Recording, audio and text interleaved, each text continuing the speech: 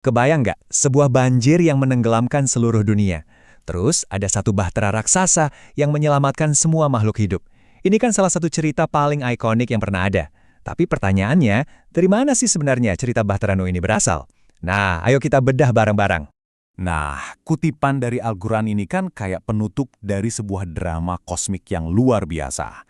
Air surut, dunia yang baru dimulai.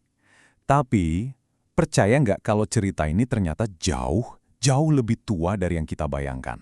So, pertanyaannya jadi, apakah ini sebuah kisah iman yang benar-benar unik dan original? Atau jangan-jangan cuma gema dari mitos-mitos yang umurnya ribuan tahun lebih tua? Nah, pertanyaan ini yang akan jadi pemandu kita dalam penelusuran kali ini. Oke, kita mulai dari dasarnya dulu ya. Ceritanya pasti udah pada familiar lah. Ada seorang nabi, sebuah bahtera raksasa, dan banjir dahsyat yang mengubah segalanya. Intinya kan soal peringatan dari Tuhan dan perjuangan untuk bertahan hidup. Dia ini diperintahkan buat bangun kapal super besar, sebuah bahtera buat nyelamatin keluarganya dan sepasang dari tiap jenis hewan. Tujuannya? Ya untuk melestarikan kehidupan di bumi. Nah, narasi tentang kehancuran sekaligus harapan ini jadi fondasi penting banget di tradisi Yahudi, Kristen, dan Islam. Tapi kalau kita gali lebih dalam lagi, kita bakal nemuin sesuatu yang, jujur aja, cukup mengejutkan. Dan inilah bagian yang paling seru. Ternyata akar cerita banjir ini jauh lebih dalam dari yang kita duga, bahkan mendahului kitab-kitab suci Samawi. Coba kita lihat lini masanya deh, ini benar-benar membuka mata. Lihat deh timeline ini.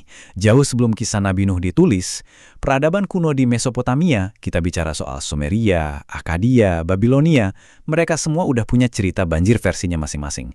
Dan yang bikin kaget, kemiripannya itu luar biasa. Dan ini dia perbandingannya. Coba perhatikan baik-baik.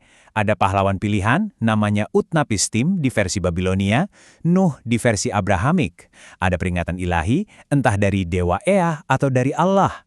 Ada perintah buat bikin kapal raksasa. Ada penyelamatan keluarga dan hewan. Bahkan tempat mendaratnya pun sama-sama di puncak gunung. Gila kan? Pola ceritanya itu udah ada ribuan tahun sebelumnya.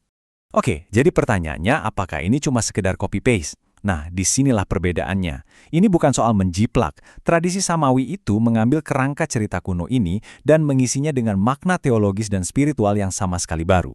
Kita ambil contoh dalam Islam. Fokusnya benar-benar bergeser ke sosok Nabi Nuh itu sendiri dan perjuangan imannya yang luar biasa. Coba bayangin deh, angka ini bukan sekedar angka.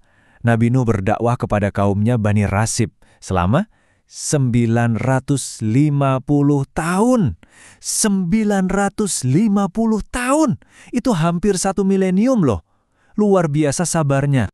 Dan selama ratusan tahun itu, misinya nggak mudah. Dia menyeru kaumnya yang udah sombong dan zolim buat berhenti menyembah berhala. Sambil membangun bahtera, dia terus-terusan diejek, dicemooh. Dan hasilnya, setelah 950 tahun, pengikutnya cuma sekitar 80 orang. Bahkan anak dan istrinya sendiri nggak mau percaya dan akhirnya ikut tenggelam. Kisah ini benar-benar jadi simbol keteguhan iman di tengah keputusasaan total.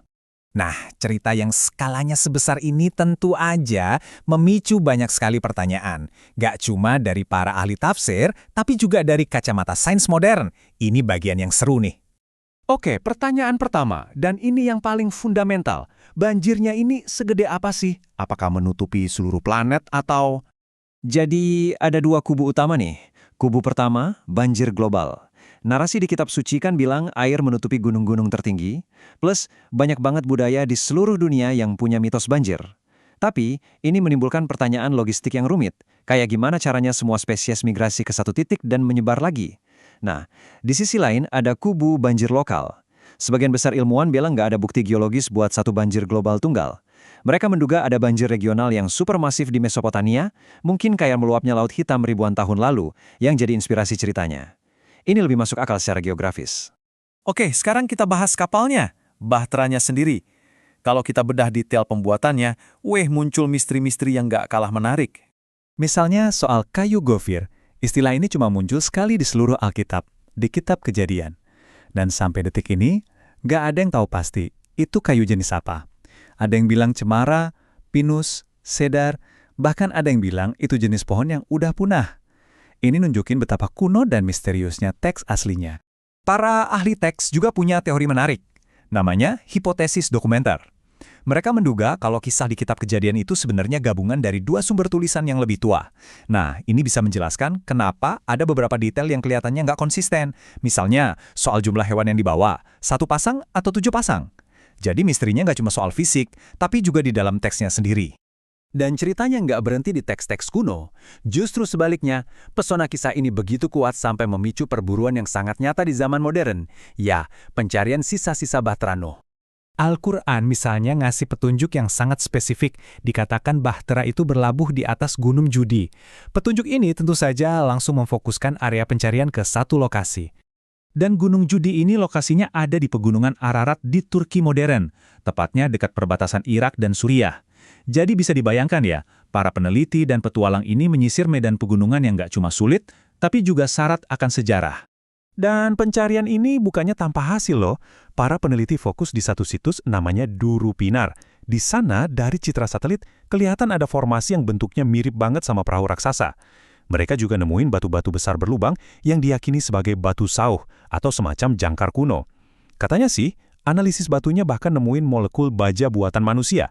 Tapi sampai sekarang, belum ada satupun penemuan yang bisa dikonfirmasi secara definitif sebagai sisa Bahtera. Jadi ya, misterinya tetap hidup. Jadi, kenapa sih cerita kuno tentang kehancuran dan awal yang baru ini masih relevan dan bikin kita penasaran sampai sekarang?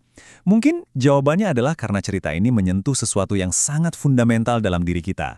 Tema tentang penghakiman, tentang iman yang diuji, dan yang paling penting, tentang harapan untuk memulai kembali. Jadi, entah kamu melihatnya sebagai sejarah harfiah, alegori suci, atau gema mitos kuno, yang jelas kisah Bahtera Nuh ini jadi pengingat bahwa satu cerita bisa punya banyak sekali lapisan kebenaran.